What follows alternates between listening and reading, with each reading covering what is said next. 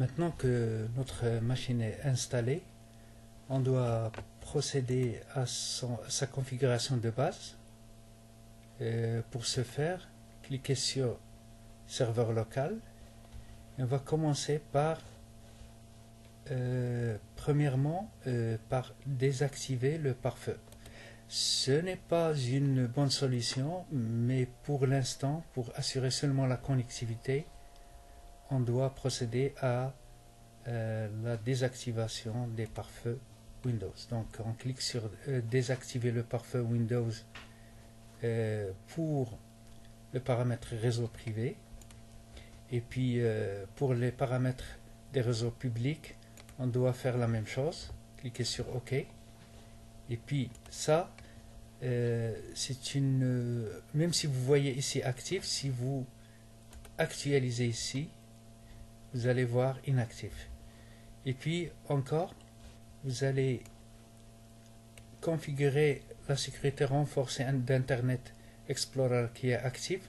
On doit le mettre inactif. Pourquoi? Parce que si vous tentez d'aller sur des sites, il va vous empêcher. C'est une bonne chose qu'il vous empêche, mais pour l'instant, on doit le désactiver pour voir ce qui se passe. Donc on doit le désactiver, mais si on est connecté en tant qu'administrateur, ou bien si on est connecté en tant qu'utilisateur ordinaire. Ok, ça c'est deux choses qu'on a fait. La troisième chose, c'est que on doit changer le nom de la machine. Pour le changement de nom, on va mettre ici par exemple 2012. On va écrire ici 2012 et puis modèle. Pourquoi modèle? Parce que on va la réutiliser par la suite. Donc pour les machines qu'on va utiliser, ce sont des clonages ou des clones de cette machine là. Donc c'est ça le nom de la machine. Et puis on peut au besoin mettre ici un suffixe DNS que je vais vous expliquer par la suite. C'est pas obligatoire de le faire pour l'instant pour ce laboratoire, mais on peut le faire. Par exemple, on va l'appeler test.local.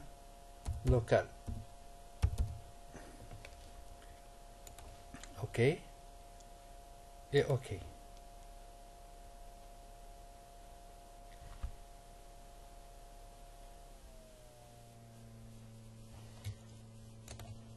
OK. Il va nous demander un redémarrage.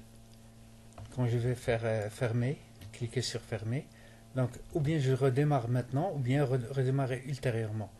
Je vais redémarrer ultérieurement pour qu'il prenne en charge les modifications que j'ai établies.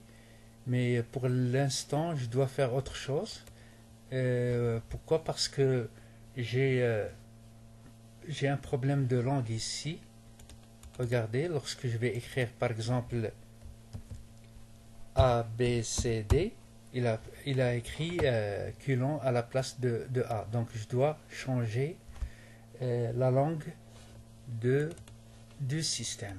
Donc comment faire? C'est appuyer sur la touche Windows qui se trouve en bas du clavier et puis écrivez panneau de configuration, P-A-N-N,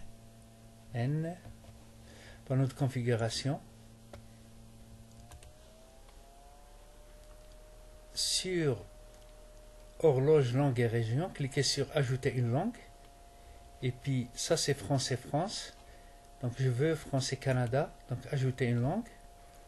Cliquez n'importe et puis appuyez sur la touche F. Vous voyez ici français, cliquez deux fois. Et puis il y a français Canada, cliquez deux fois. Voilà français Canada. Vous allez ou bien cliquer ici et monter, ou bien cliquer, laisser ça et descendre. Donc cliquez sur ça et descendre. Donc ça c'est le français France, ça c'est le français Canada qu'on veut maintenir. Donc français France, cliquez sur supprimer. Et puis maintenant tout va bien. Si vous écrivez par exemple A, B, C, D, donc maintenant c'est réglé. Donc c'est ça.